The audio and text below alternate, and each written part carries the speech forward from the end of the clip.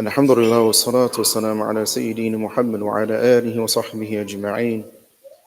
Bismillahir Rahmanir Rahim.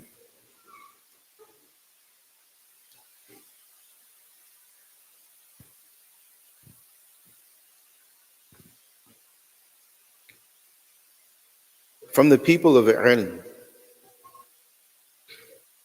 and I'm not talking about alim meaning like, mashallah, you finished a course at a jamia, at a madrasa, college, or what have you.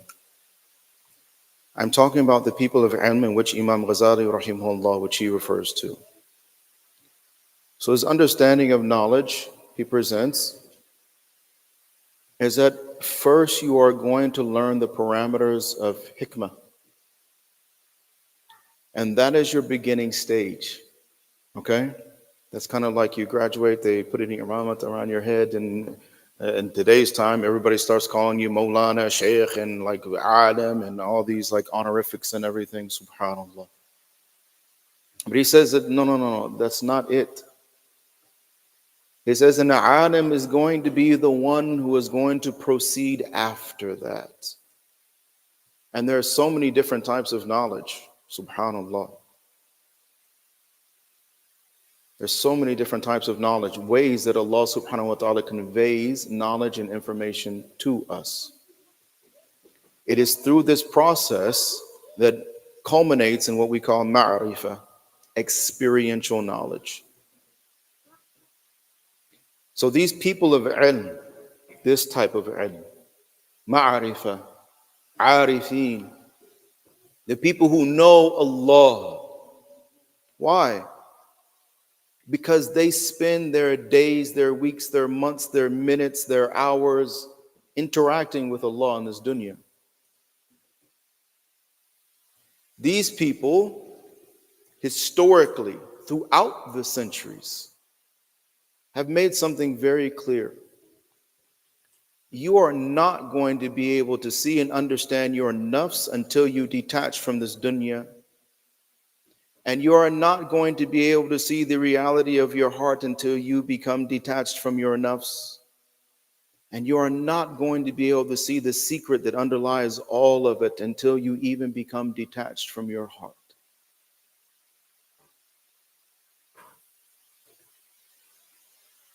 Because of that, the levels of ability, comprehension, and understanding are limited based on these parameters. Meaning you are not going to be able to understand, you are not going to be able to perceive except on the level that you and I are on. That's it. The reason why we're doing this program is because, yes, alhamdulillah, we have so many different efforts that are going on, and you should participate. Go to the demonstrations, you should write the letters, you should do all of this. But I'm here to ask you a question that all of us have to answer. Why? Why? قال النبي صلى الله عليه وسلم إنما الأعمال بالنيات.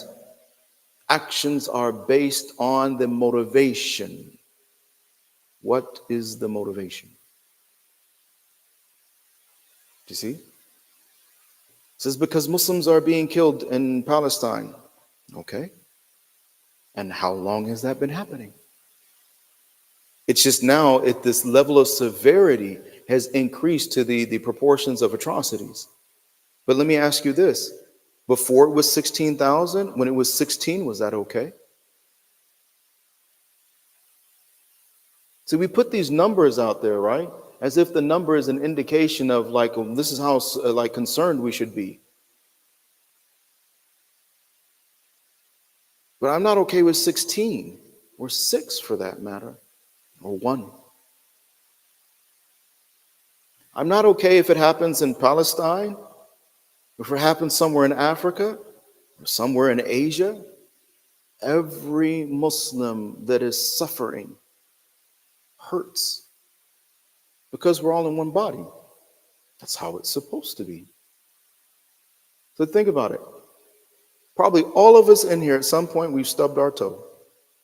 Simple matter, really, when you think about it. And it's usually the pinky toe, isn't it? A little guy hanging on the end, right? He's the guy that usually like catches all like the drama and the trauma, right? So like little pinky toe, like he's got a way of getting himself in trouble, right? Bang! And then you wait for it because you know you got that kind of like 10-second rule. We're just like, oh, here it comes, here it comes. Wait for it. Wait. Oh! But the whole body stops, doesn't it? For pinky toe. Whole body. This is pinky toe. You don't really do anything around here, right? You're not essential necessarily. But the whole body, I'm talking brain, heart, like everything. Like if you're doing something important, like subhanAllah, the pain from pinky toe is enough to stop everything. So yes, one Muslim hurting should be enough to cause for pause and reflection. It should not be in our minds that any number is okay.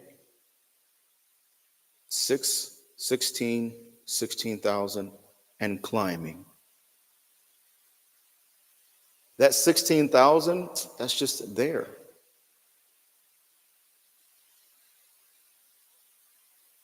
Right?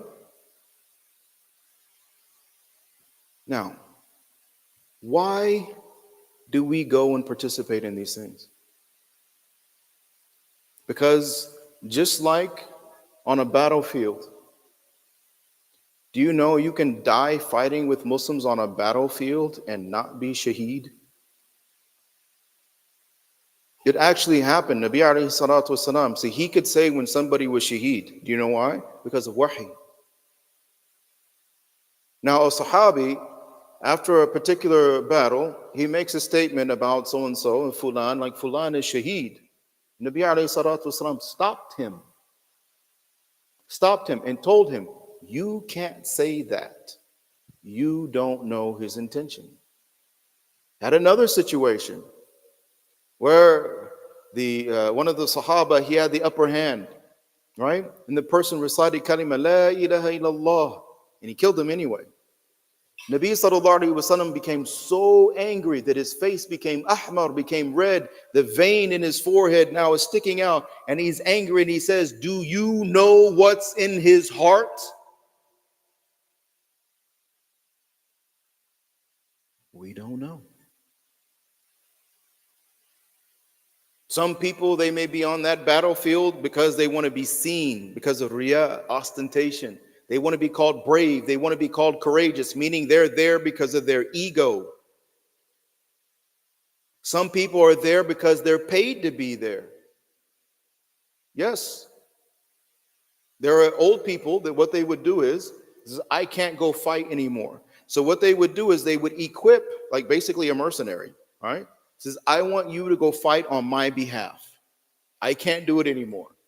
So I will take care of your equipment. I'm going to finance you, right? And you are going to fight on my behalf. Now, if that person dies on that battlefield, they weren't there for Allah.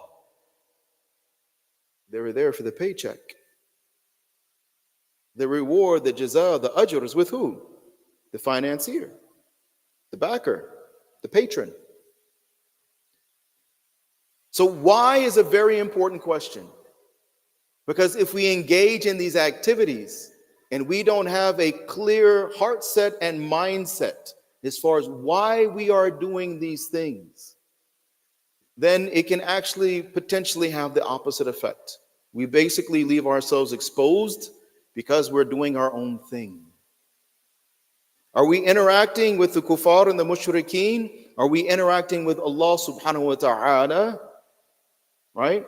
And the kuffar and the mushrikeen indirectly. Regardless of what you might be seeing with your eyes and perceiving like in this tangible world.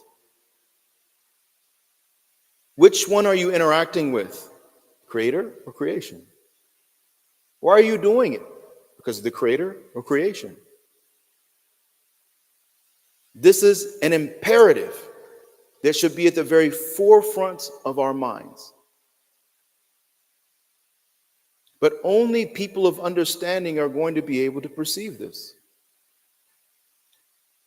Now, mashallah, Allah Ta'ala has blessed me and honored me in the work that I do to have individuals working with us that actually they're from Jordan, they're from Palestine, and mashallah, they have family there. So it's kind of like you get more direct reports about like what's actually going on. It's worse than like probably what you're seeing. And here's what they have to say. There's no unity and there's no trust. That's how they feel about the Muslim Ummah. Even now, we have people that are from there that have family, and they're like, I don't know what to do.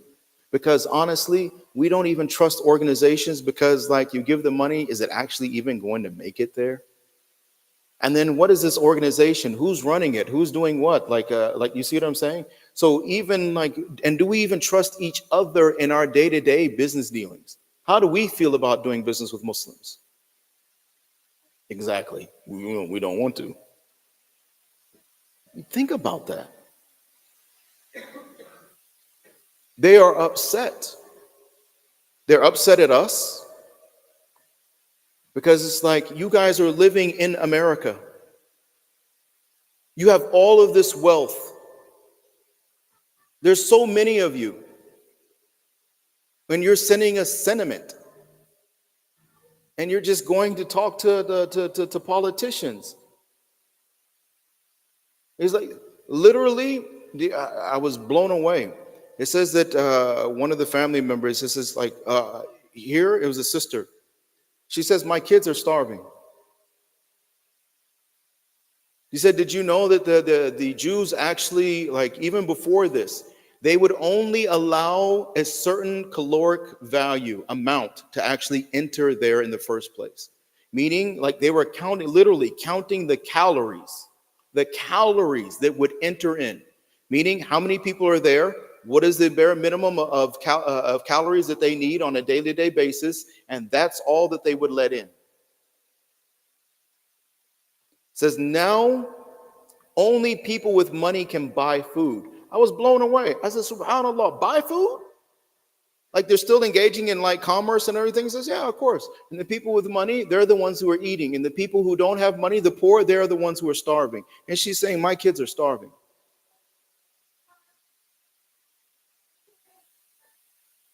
They are upset with the leadership in the various countries. They feel abandoned. They feel betrayed. This is how they feel.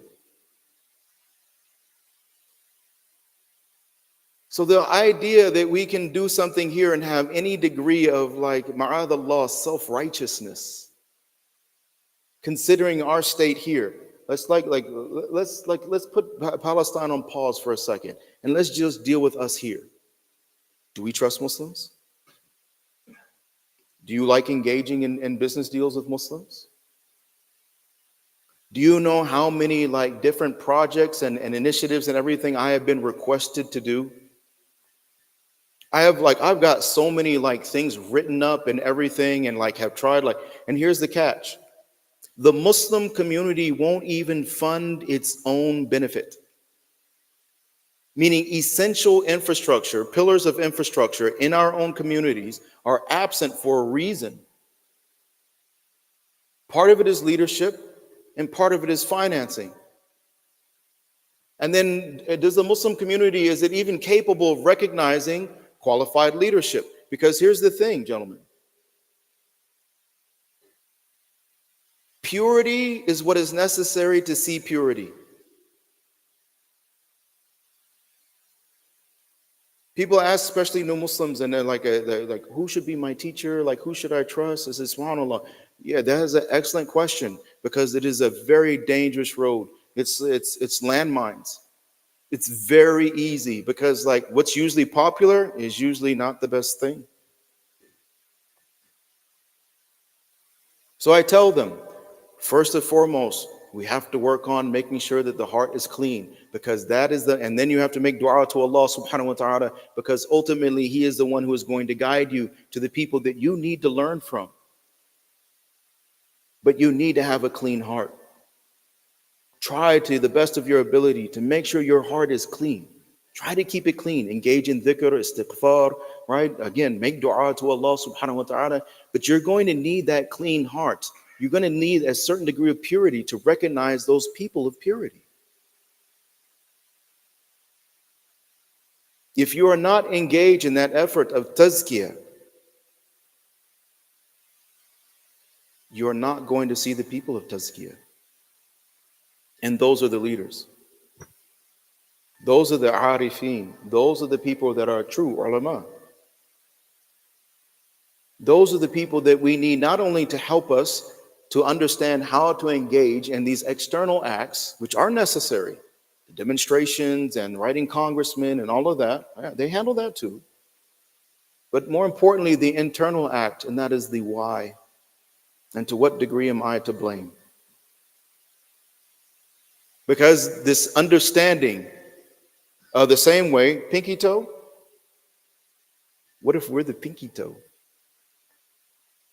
What if it's because of our lack of spending, because of our hoarding money, because of our stinginess, because of our selfishness, because of our egos, that now the world is being adversely affected because of us? The world. Because it is not our actions and the impact and effect of our actions, both good and bad, is not limited to the locality that you and I live in. Allah's rahmah is, it is so immense. You can literally do something, make effort here. And there's no natija to in Allah. The results are with Allah subhanahu wa ta'ala. And you could be busting your behind and not see any results whatsoever. But unbeknownst to you, now on Yawm al-Qiyamah, you see it's like, what is this? And Allah ta'ala says, you remember all that effort you were making? Remember all that sacrifice? Remember you getting up in the night and crying in front of me? Yes, you didn't see the impact with your eyes where you lived. I made that effect somewhere else. And now here it is in front of you. So whether you know it or don't know it, that's the reason why we say, an-natijatu indallah. The result is with Allah subhanahu wa ta'ala. Because that result may be anywhere and any time that Allah subhanahu wa ta'ala so chooses.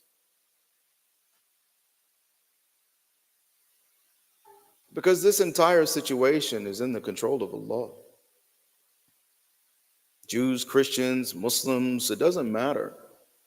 There's not a single one of us that's going to be able to act outside of iradatullah and the scope of Allah subhanahu wa ta'ala, that the qudra, right, the ability that He has given us. That's it. This is just reality. We also know that there is going to be a process of erosion that is going to take place that leads all the way up to actual Imam Mahdi and Dajjal and all these mashallah, these different things that people love talking about. Well, gentlemen, we are living in the reality, the day-to-day life that is actually, we're watching it move in that direction. Now, here's the catch. Nabi alayhi salatu wasalam warned us about all of this. What are we doing about it? Forget the demonstrations for a minute also. Shelve that too. How is your mentality changing? You're watching Allah Ta'ala do His work. Kulla yawmin huwa fi sha'an. Every day He's doing His thing. He's doing exactly what He does. He is Allah. The hadith of Nabi alayhi salatu wasalam, we're seeing them come alive in front of us. So many of them. Only major signs left. That's it. All the minor signs, it is about severity. We've literally, it's like in our history, you and I, we can actually look at the history books and see how the kuffar and the mushrikeen carved up the Muslim world. Just like Nabi alayhi salatu wasalam said, that they're going to gather around you and they're going to carve you up as if they're at a dinner table. It's already been done. Now, is that changing our mentality? Is that changing our approach to not just this situation, but to every aspect of our day-to-day lives? How we engage with our family members, how we engage with our neighbors, how we engage with our co-workers or classmates, Muslims, non-Muslims. Is it increasing? Is it causing us? Is it becoming an impetus, a catalyst for us to work on our akhlaq? To increase our recitation of Quran? To get up for tahajjud? To engage in more dhikr of Allah subhanahu wa ta'ala? To actually stop. And I was talking I had to do another program before this one, subhanAllah. Do you understand something? Let me help you, because this is again, Allahu Akbar. The boycotts, they outlawed those, right? But think about this. We have all of these Muslims that are hoarding their wealth in the banking system. Right? To such a degree that there are brothers that are actually coming, they're saying, I don't like these gatherings. Every time I have to go to one of these da'wats or like a nikah or walima or something like that, or like an ameen, and subhanAllah. And then it's always so who's that guy? What does he do? How much is he worth? They're annoyed by it. It's like your identity is based on your socioeconomic status. And they're annoyed by it. But here's the catch. All of that wealth that they have hoarded, and now that the mashallah is making them happy when they see the bank account balance. All of that wealth in the banking system. Do you know what they use that money for? You think it just sits there with your name on it? Like a little stick it in like a post-it, This is for Abdullah. Nobody touches this. This is for Abdullah. No. They take your money and they invest it in companies, corporations that you would not be happy with. That money, your money that you're hoarding in those banking systems, is actually being used against the Ummah Muhammad sallallahu alaihi wasallam. So instead of spending that money on necessary infrastructure, on meeting the needs and the demands that are in front of us every day across the globe, that money sits there and actually gets used by the enemies of Allah subhanahu wa ta'ala against his ibad. But everybody's so happy about how much money they have in the bank account and never even stop to consider what's your money being used for.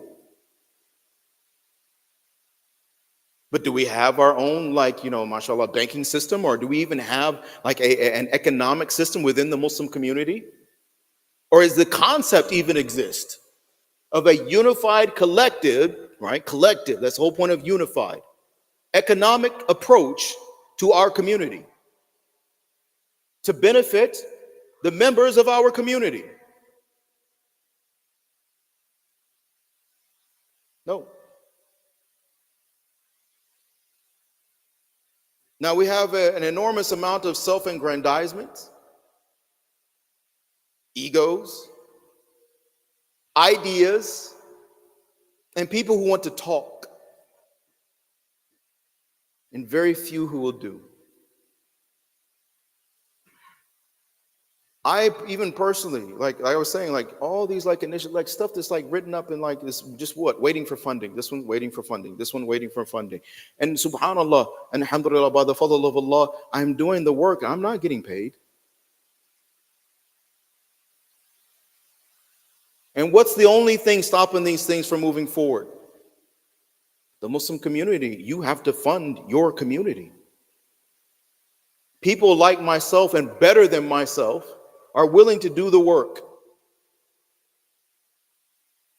This understanding, in my position, our understanding, we have this little sliver of a portion of the responsibility of Nabi alayhi salatu wasalam.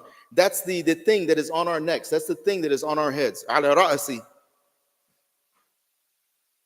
The understanding that existed during the time of Nabi sallallahu alaihi wasallam is that Nabi alayhi salatu wasalam, that he would take the responsibility for leadership in terms of spirituality, etc., across the board, right? Because in Islam, you're not supposed to want leadership. You're not supposed to crave it. You're not supposed to strive for it. Anybody who does is either one of two things, either ignorant or a fool. You do not understand being shackled and handcuffed and brought in front of Allah subhanahu wa ta'ala on Yawm al-Qiyamah because you are mas'ul, you are accountable for all of your decisions, for all the people. Umar radiallahu anh, he used to have sleepless nights, he used to worry and be concerned about potholes on a road in Damascus. He was concerned that if a pothole exists in that road and some shepherd would be taking his flock across the road or on the road, and one of those sheep or goats or what have you would break its leg because of that pothole, that he was going to be accountable for that on Yawm al-Qiyamah.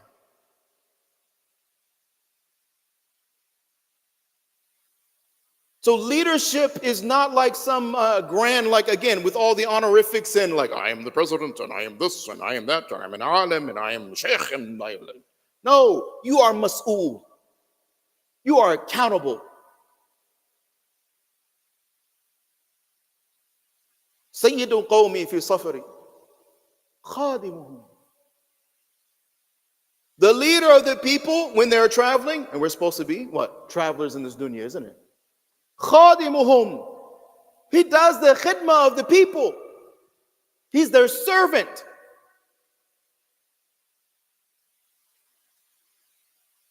So Nabi alayhi salatu salam, he had that role. And he says, I will accept this responsibility. It's been given to me by Allah subhanahu wa ta'ala. And now he exhausted himself in fulfilling that responsibility.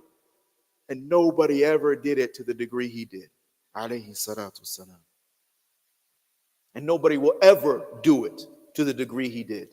Alayhi salatu salam. But the Sahaba, they understood their role also. When he calls us to action, when he places a demand in front of us, you say takaza, right? Haja. There is a need, there is a situation. This is what needs to be done. The Sahaba did what? They responded. With what? Their blood, sweat, tears, money, whatever was necessary. And that's why they are the biggest miracle of Nabi alayhi salatu wasalam. Their ita'ah, their itba'u Nabi alayhi salatu wasalam. Their obedience and their following Nabi alayhi salatu wasalam is like, think about it, it's mind-blowing.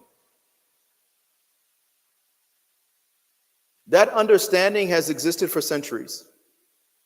When it was incorporated properly, it worked, and the fadl of Allah and barakah came from Allah subhanahu wa ta'ala. And when it was abandoned, when we became selfish, and everybody knows everything now, everybody's a scholar, everybody's a mufti, everybody is like, mashallah, has an opinion, and subhanallah, everybody believes themselves to be qualified to be a leader, and subhanallah, and they get upset if they're not a leader. Everybody wants to be on a board or like a part of a decision-making process. Allahu Akbar kabira. It's broken down. So we suffer. We suffer. Meanwhile, that same community, Banu Israel, they have complete, totally contained, functioning communities, meaning they have in different parts of the country, they have completely insulated communities, meaning like they have their own banks, they have their own courts, they have their own schools, they have their own businesses, everything.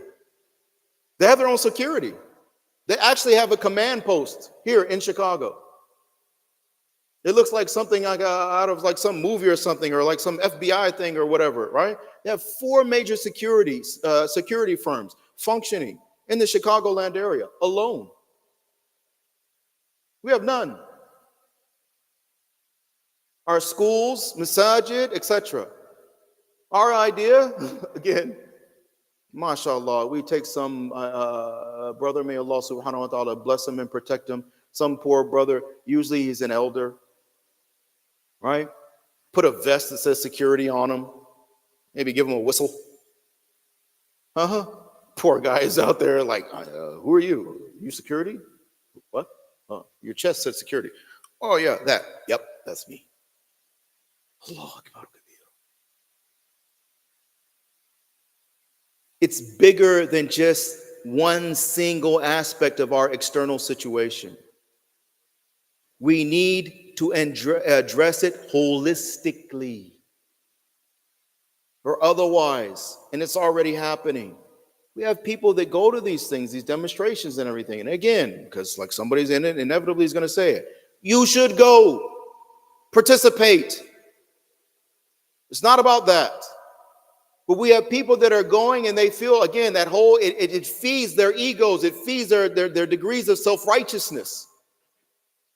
Yes, I am doing this and I've done that and I'm going here and I'm like standing up for the, like, what about standing up for the rights of Allah subhanahu wa ta'ala in your own personal life?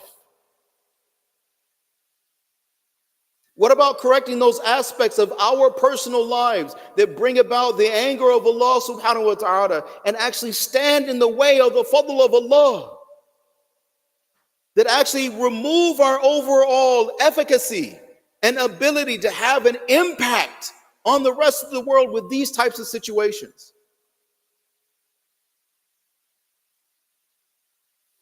What if you became mustajabu da'awat? What if you became one of those individuals where you just raise your hands? Your connection with Allah is such that raising your hands and just making dua, Allah subhanahu wa ta'ala will answer your dua. Why? Because He loves you so much.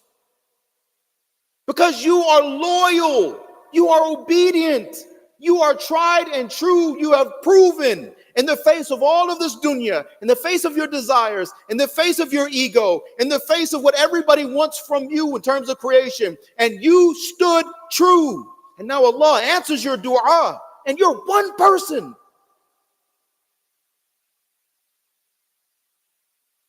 Not 25,000, 50,000, 75,000, Allahu Akbar. The numbers don't matter to us, gentlemen.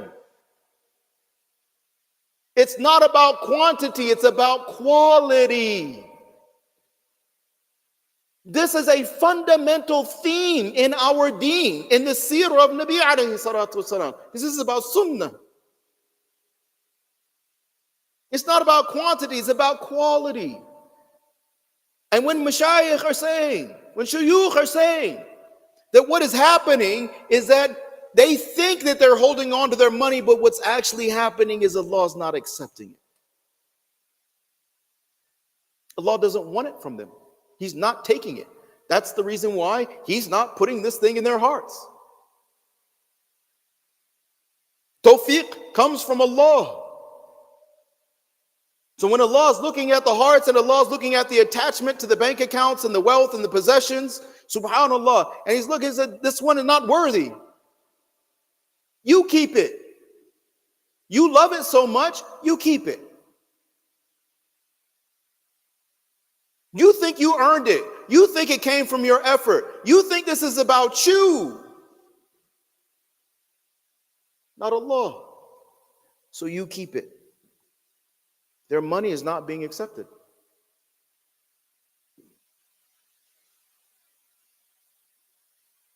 People like me, our responsibility, make sure what you are doing is in line with the Quran and the Sunnah of Nabi alayhi salatu wasalam, internally as well as externally. So that way the cause, the effort that is being engaged in is worthy of receiving funds from the people whom Allah loves. Both of these things, that's muwafiqah, okay? That's bringing two things in alignment. So the effort has to be correct, and then the support of that effort has to be correct. Those who are supporting it. There's no other way. The wealth of the people here is not being accepted by Allah. Why?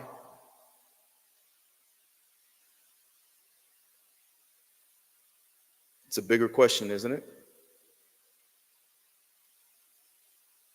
We see these things that are going on, but it's not changing us. We're not looking at it thinking Allah is doing all of this. Allah is controlling all of this. Allah could cause that to happen to us. And that's the reason why I brought up Japan in the khutbah today. Right? Japanese Americans in this country in 1942, they rounded them all up. There's some like over 120,000 of them. That's all that was here.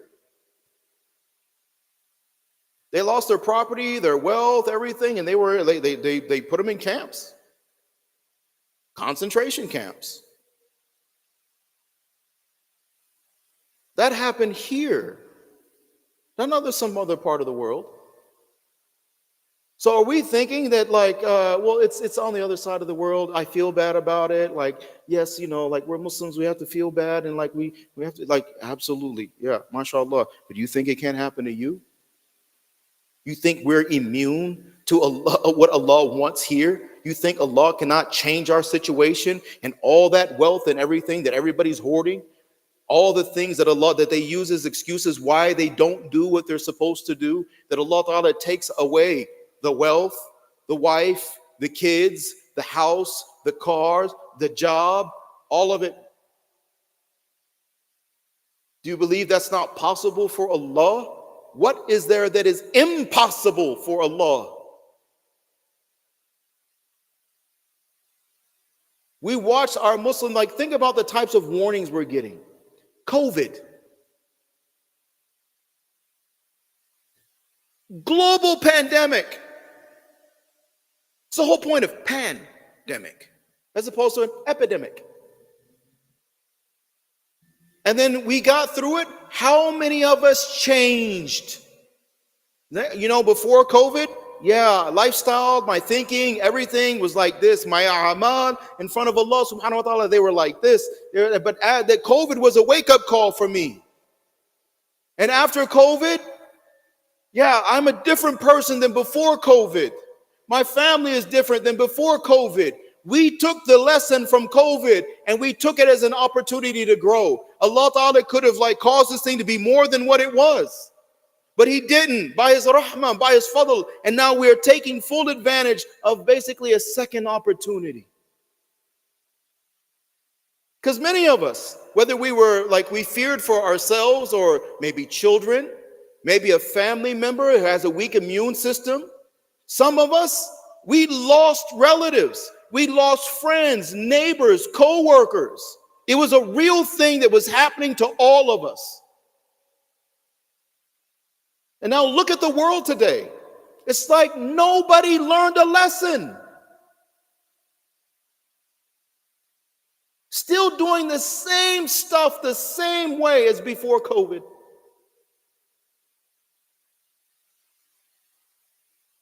And that, my dear brothers and sisters, elders in Islam, is what? Yasin. Allahu Akbar. Nabi alayhi salatu wasalam, he said this is the heart of the Quran. He said this surah, I hope that this surah is in the heart of every believer. Do you know what one of the primary themes of Surah Yasin is? Go read the translation, right? You'll see it. I'm going to tell you, then I want you to go read it, inshallah. Action item. Go read it. People don't listen. Warnings come. Messengers come. People from their own localities come. And they warn them. And they tell them. But they don't listen. Read Yasin. You'll see it. Bang, bang, bang. The surah is a primary theme in the surah. Why do you think Nabi alayhi salatu wasalam wanted all of us to have this in our hearts? It's not because he just wanted us reciting. It's the message. It's the ma'ana. It's the meaning. It's supposed to impact our hearts. Not just I read Yasin. Why? Barakah. MashaAllah, may Allah bless you. That's but that's kind of there's a place where we got to grow beyond that. That's kind of you ask a child, why'd you clean your room? Because my mom was going to give me dessert. It's subhanAllah. When are you doing it because it's the right thing to do? When are you, you're clean, right? You clean your room, right? We're adults. I don't know about you guys, but I didn't clean my room today thinking I need to call my mom and ask her where's my dessert?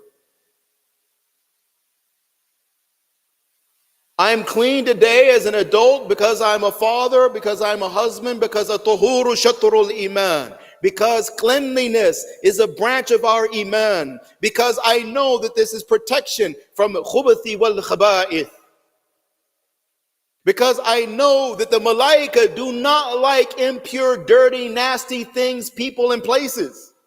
And I want the company of malaika. You see what I mean? You see how the understanding matures. It moves past barakah and hasanat wa kada wa kada, although you never lose that. Allah is Kareem.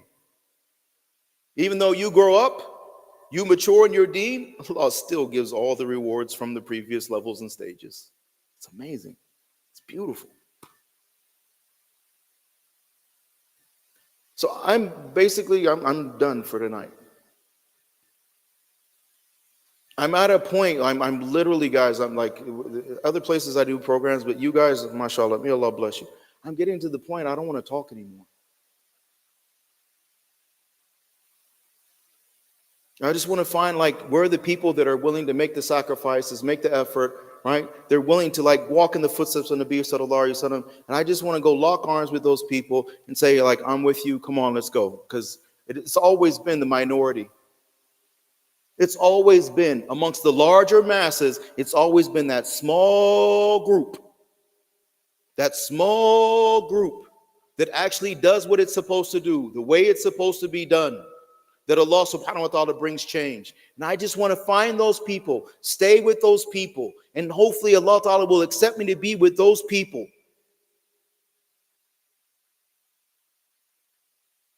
But the days of talking, yeah, I think they're pretty much at an end.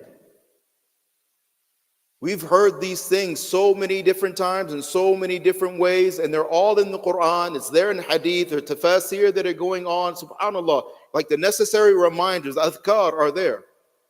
Inna dhikra tanfa'ul mu'mineen. Now it is a time for people of action. People who are willing and ready to make sacrifices, who are willing to change their lives by changing first and foremost their mentalities. We are at a time now where we are like the people who are willing to give up their money and their dunyawi possessions are the ones who are going to be the implements of change.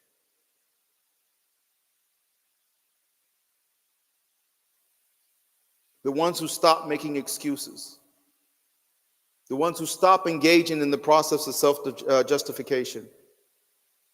The ones who are willing to get up in the night and cry to Allah subhanahu wa ta'ala, first and foremost for their own blame. And then for the Ummah Muhammad sallallahu alaihi wasallam. Those special individuals, those are the people that I want to be with. And Nabi alayhi salatu wasallam said what? قال النبي صلى الله عليه وسلم لا يؤمن أحدكم حتى يحب لأخيه ما يحب لنفسه. Not one of you is a true believer until you love for your brother what you love for yourself. So I love this for you too. I want you to be like you're like, you know, you guys, lift right hand, we're locked arms. Like this is what we're going to do. It won't take much. Ulama, they explain, it says like when we have 313 in the ummah, 313, they have like the hearts like Sahaba, Allah Ta'ala will bring change. How many of us? Like the people love the number 1 billion for whatever reason, fine. Like they got all the different sects and this and that and the other, and like it doesn't, like this is irrelevant of Aqidah, so okay, fine, 1 billion people who call themselves Muslim. Okay, great, 1 billion. We don't have 313 out of a billion. What does that say about us? If we don't trust each other, we don't want to do business with each other, we only like associating with certain people. I had a brother he's like, mashallah, may Allah bless you, you like give salams to whoever. So many people, I come and go in the masjid and they don't give me salams, they don't even return salams. It's a basic right. So we're talking about like what non-Muslims are doing to Muslims. What are we doing to each other? What are we doing to each other with our selfishness, with our egos, with the stinginess? Where I'm only worried about my job, my finances, my future, my possessions, my wife, my kids, and my kids' college.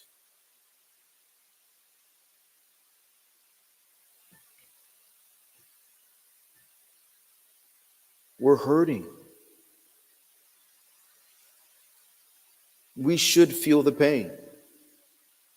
So my humble request, first and foremost, I'm saying this to you as to hopefully try to press it into my own heart. We have to do more than just talk. We have to act.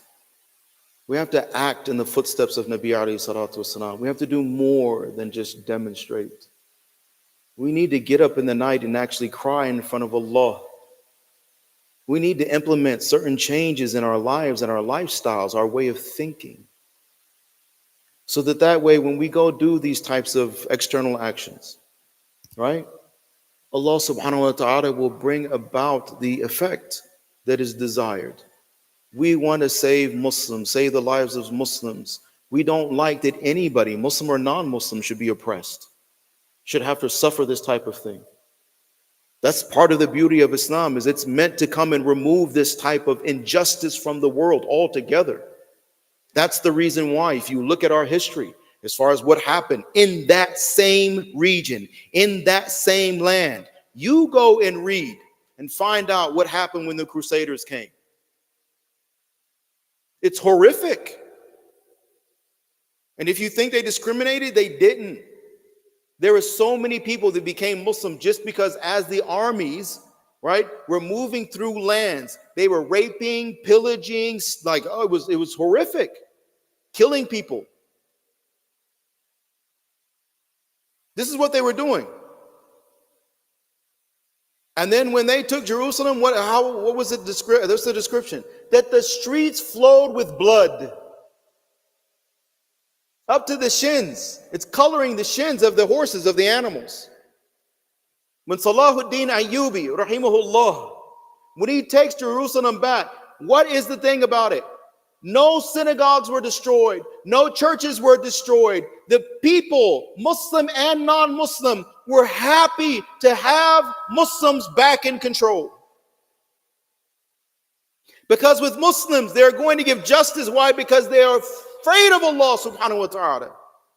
They understand leadership. They understand responsibility. They understand that deen is supposed to bring peace and security, safety. Why? Because we want an environment of taqwa, because we don't want people to die as non-Muslims. Nabi alayhi salatu wasalam did not want people to die as non-Muslims. He wanted that every last one of them should take their shahada and enter into the fold of Islam to enjoy the benefits that come with being a Muslim. Fid dunya wa fil akhirah. That's what he wanted. That's the Sunnah. Not devastation and destruction. Not corruption and oppression.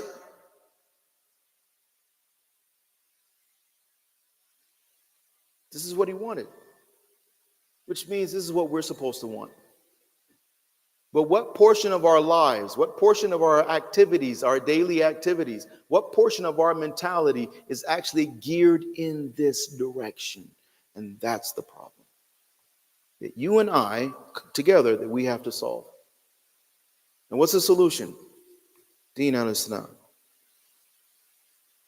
Not in pieces. The whole thing.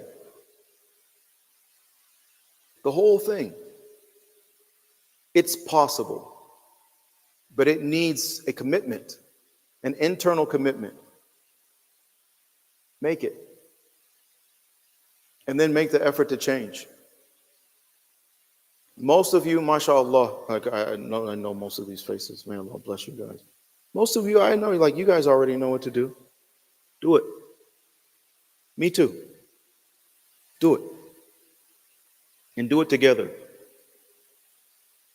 Gain some trust. Earn it with each other. Earn it. I had to tell the whole business transaction thing that's happening, right? And we're trying to convince Muslims. We're like they were so they're like, we've had so many bad dealings, and it's like, no, no, no. Like, I want you to understand something. We're actually striving for ihsan here. We don't want to just we're not trying to get over on you. We want you to prosper. We want to pay you so you can prosper also, because your prosperity is part of our prosperity. If you do well, then that's something like we can look into it, like Allah and alhamdulillah that we were you used us to elevate other Muslims, whether it's in business and deen or whatever, right? We want to see Muslims elevated. We want to see their businesses succeed. We want to see their halal efforts supported. We want to be a community of strength and supporting each other with our strength. But it takes action. No more words. No more words. I got maybe one more program left in me, guys. It hurts too much. It just I don't know. I have to I don't stop these things on my own. I have to get permission. If I'm told no, this is what you need to be doing, then that's what I'll do. My what I want and don't want, like and don't like, is irrelevant here. If this is what Allah subhanahu wa ta'ala wants me to do, then I will keep doing it to the best of the ability that Allah subhanahu wa ta'ala gives me, bi-idhnillah. May Allah accept all of us. But me personally, we have all these Muslims that are coming into the deen now, and we're already getting the reports of what's happening to them. We had a shahada here today. You go to the different masajid across the Chicagoland area. Go at key times. Go for Jumu'ah, go for Salat al-Isha, right? That's kind of the key salat right now, right? And you look around and see how many converts you see. Because people love saying Islam is the fastest growing religion in the blah, blah, blah, blah, blah. Actually, Satanism is the fastest growing lifestyle here. Not Christianity, not Islam.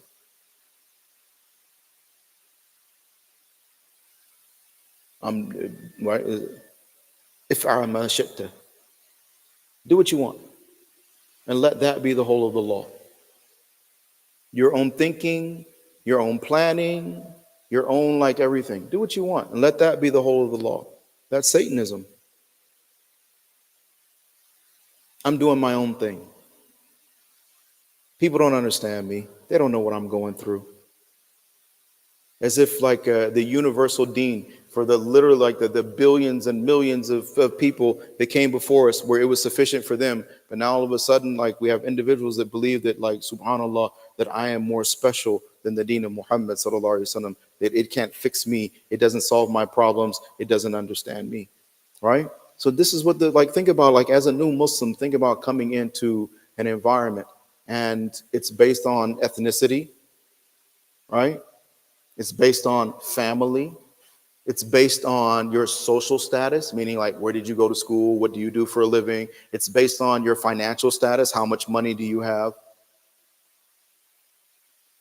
It's based on nationalism. Where do they fit in? Because they're coming through the doors because they're Muslim, period. That's it. Where do they fit in? You see what I mean? So then they turn right back around. And I know they put these numbers out. I'm telling you, personal interaction. I don't believe that most of them leave Islam. I don't believe that. I come across them all the time. Right? I get random salams in the weirdest places. Hey, and it's always mispronouncing everything. Mashallah, right? And it's so you Muslim, right? Yes, brother, mashallah. And then you sit down with them, you find out their story and everything, subhanallah, and no, they didn't leave. They just left the community. Now, mind you, they don't know anything. I'm working with Muslims right now that have been, this is no joke, that have been Muslim for 20, 30 years and never really learned how to make salat properly. Never learned how to recite Al-Fatiha properly. They did not feel welcome. They had, and they would tell me in a heartbeat. They share their experiences with me. This is what happened when I encountered the Muslim community, and it hurts because I know that but they never got a chance to get the people like you guys. They never got a chance to get in contact with the minority that is always in those communities. That if you like, and I tell them, it's like, you know what? Yeah, you may run into 99 bad ones. But boy, I tell you what, when you run into that one real Muslim, that one is sincerely don't care about nothing else. You're a Muslim, I'm Muslim, we belong to Allah. Done. It makes up for the other 99. And then some. But you're like those type of people. You're the type of people that we want to introduce new Muslims to in the community. MashaAllah, mashahuda, may Allah Ta'ala bless this community. This community, we can always do more. But in regards to compared to other places I've been in, subhanAllah, this place has been amazing, comparatively. This community has been amazing, comparatively. But we have room for improvement. You see, but these are the types of things that are going on. Okay? So may Allah subhanahu wa ta'ala bless all of you guys. Yes, absolutely. Please go to the demonstrations, write your congressman, all that kind of good stuff. Make sure your voices are heard. They're shutting down Instagram accounts already. I know multiple people that from supporting and speaking out about this whole issue, their whole accounts have been shut down. So there is an active effort to do what? Make us be quiet. So whatever avenues are open, you absolutely have to seize those avenues and take benefit from them to the fullest extent as possible, while staying within the legal parameters, right, of the justice system here. Don't do anything illegal. We are still bound in front of Allah subhanahu wa ta'ala to follow the legal system here. Okay? But within that legal system, whatever roads are open, whatever avenues, lanes are open, take full advantage of them. But do it with the heart and the mindset of Nabi alayhi salatu wasalam to the best of your ability. Go there with humility. Go there with a yaqeen that they can't do anything. It is only Allah who is doing. We're just making the effort, and the results are in the hands of Allah. These people are not going to change anything. Only Allah changes anything, everything. Inna Allah la yughayyiru ma biqawmin hatta yughayyiru ma bi anfusihim. Allah does not change the condition of a people until they change the condition of themselves. Let's change the condition of ourselves. May Allah subhanahu wa ta'ala bless all of you and your families. Jazakumullah khairan jaza for taking the time to spend it here this evening. May Allah subhanahu wa ta'ala use this time that we spent for His pleasure as a means of growth, as a means of maturation, and a means of change in our personal lives and in our communities. And may Allah Ta'ala guide us and use us as a means of hidayah for the whole of the humanity. Please keep the Ummah Muhammad Sallallahu Alaihi Wasallam in your du'as, all of them. None of them should feel like they are abandoned. None of them should feel like they don't really care. That's painful. And it could be us one day. And then we will look back on this time. And then but then it's too late. Then it's too late. Too late is scary for us because we know there's no going back. So forget going back.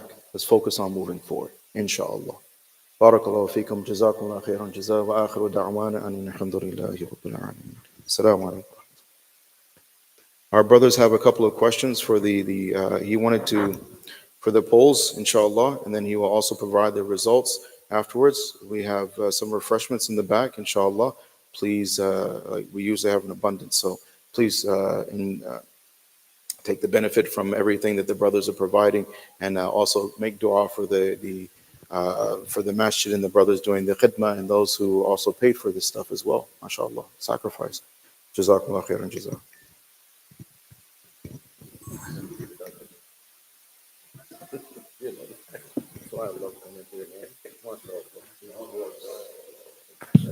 Assalamu alaikum.